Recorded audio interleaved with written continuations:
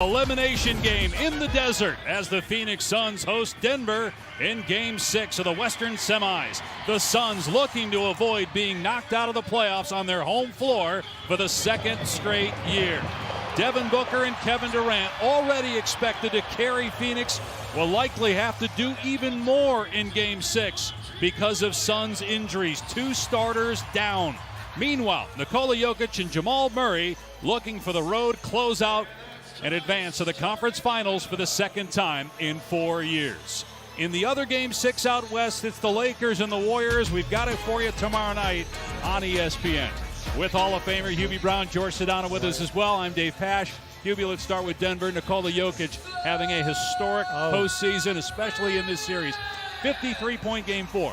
Triple-double in Game 5, moving him past Wilt for the most triple-doubles ever by a center in the postseason. Well, when I look at him, 7 feet, 280 pounds, he's a destroyer at both ends of the floor. Now you see what he's doing. 35 points. How about the 58% percentage and then the 10 rebounds? I mean, and then also the 13 rebounds with the 10 assists. That's incredible. He's second in the playoffs in assists. So he's a total package, and he's leading his team. Now, can they finally win a game in this building? They haven't won here all year. The home team has won every game in this series. Right. Phoenix's star players, Devin Booker and Kevin Durant, although they scored in Game 5, they struggled shooting the ball. And with no Chris Paul and no DeAndre Ayton tonight, more will be expected of these guys. They'll need a superstar performance to force a Game 7. Booker and Durant are averaging 66 points per game in the playoffs. That is the second most ever, behind Jerry West and Elgin Baylor, who averaged 70 back in 1962. The same starting five for the Denver Nuggets, although Jamal Murray was questionable. He has been sick. Non-COVID illness that has been going through the Nugget locker room.